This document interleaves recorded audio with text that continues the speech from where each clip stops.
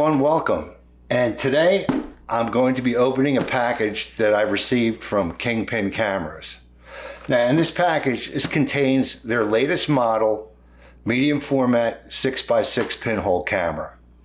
And I would like to say thanks to Tony and James at Kingpin Cameras for choosing and sending me one of the first copies of their brand new camera so that I can test and post some results. I got my trusty Kodak knife, and let's go ahead and open this box up.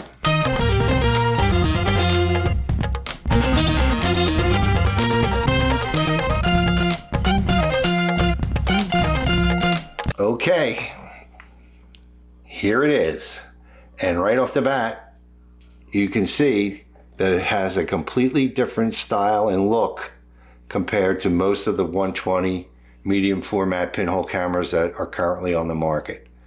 This camera is designed to be shot vertically instead of horizontally. It's styled after some of the classic twin lens cameras, say like a Rolleiflex, a Voigtlander, Yashica Mat, and even some of the simple box cameras from the 50s from like say Kodak or Ansco that had a viewing lens at the top and a taking lens at the bottom. It's got your viewing lines on the top. You got viewing lines on the side. It's got beautiful engraving on the side. Now, even though this only has one single pinhole, but again, that's the style. It's got the nice size winding knobs, got the nice size shutter release. You got your window to see your frame number as you advance your film. You got your tripod mount on the bottom. So again, styled like the classic twin lens cameras, completely different than what's out there now. Okay, so it's been about 2 weeks now since I received this camera, and I've had the opportunity to shoot a half a dozen rolls of film in it. And I have to say, I really enjoyed the shooting experience with this camera. It just handles so nicely. I like the slightly larger film advance knobs on it. I like the slightly larger shutter release. And of course, it's positioned as it would be on a classic TLR camera. I also like the fact that I can interchange the filter adapter with my 6x12 Kingpin camera. And what also is a really nice feature that they added to this camera is that when you want to go to open the back, what they did is they put a little cutout, which you may or may not be able to see here, but there's a cutout on the back of the camera body so that it's easy to get your fingers in between the film back and the camera body itself and just pull the back open, making it easy to open so you can access your film so you can either load it or unload it.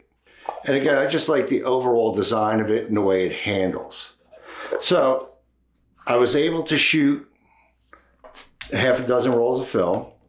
I shot Ilford FP4. I shot Kentmere 100.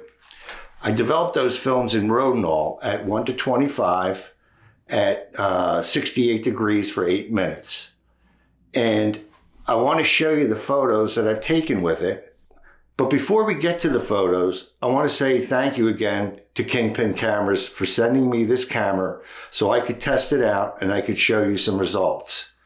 So if you want any further information regarding this camera, because again, this is a brand new model and it is coming soon, I'll put a link below this video that you can click on and you can contact them and you can get further information on the release date and any other questions you have about this camera.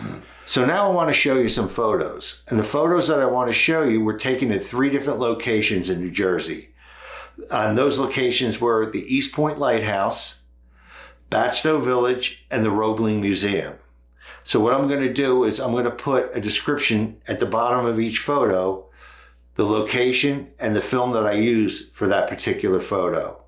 So if you enjoy the photos, if you enjoy this video, please hit the subscribe button, hit the like button, and once again, I thank you so much for viewing, and I'll catch you on the next one.